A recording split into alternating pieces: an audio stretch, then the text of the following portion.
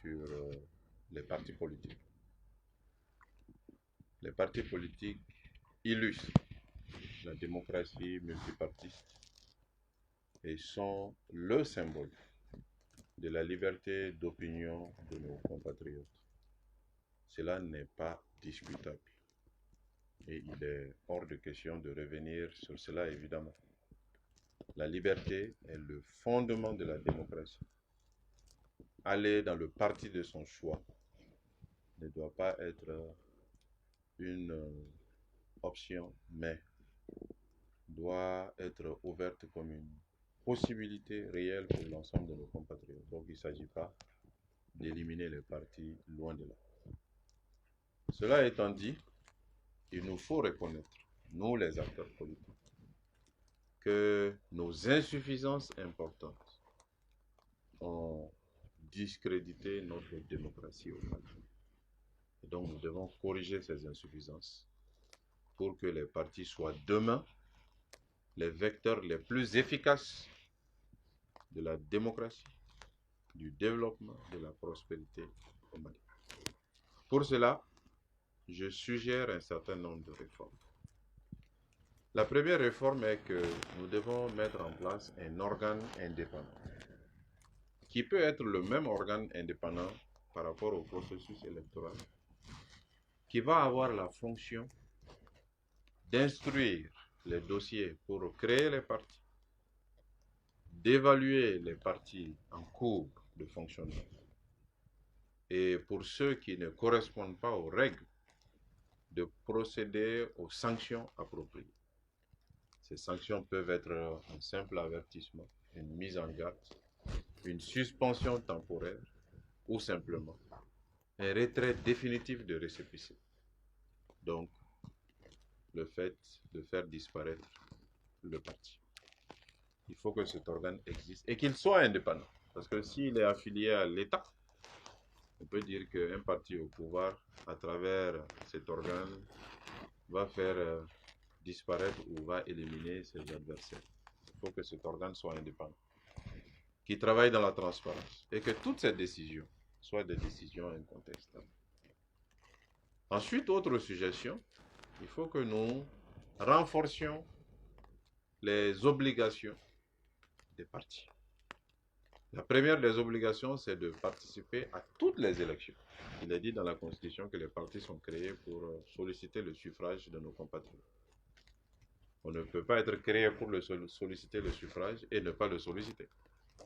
Les élections communales, élections locales, élections régionales, élections législatives, élections présidentielles, les partis doivent participer aux élections.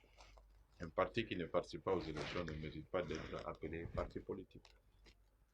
Il faut que les partis couvrent le pays. Je pense qu'une couverture minimale de 2/3 est nécessaire pour prétendre diriger le pays.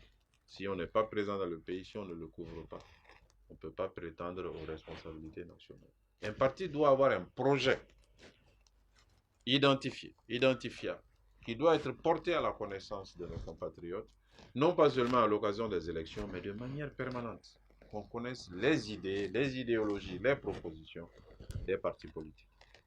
Il y a d'autres critères, mais ces critères me semblent être le minimum qu'on puisse attendre des partis politiques. Autre suggestion, faisons en sorte qu'il y ait une vraie alternance dans les partis. Pour que nous puissions être des vecteurs d'alternance demain à la tête de l'État du Mali, il faut que nous puissions pratiquer l'alternance dans notre organisation, dans nos organisations. Que quelqu'un ne puisse pas demeurer à un poste, président ou autre, ad vitam aeternam. Ce n'est pas démocratique.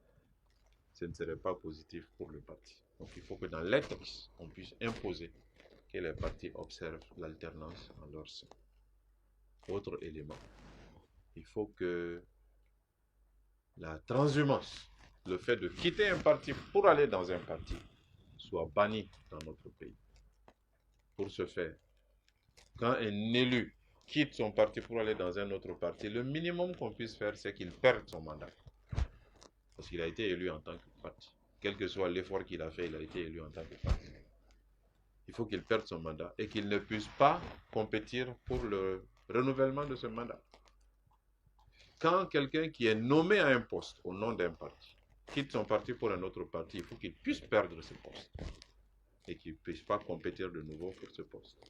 Et quand quelqu'un est dans le bureau national d'un parti, il quitte son parti pour un autre parti, il faut qu'il puisse être inéligible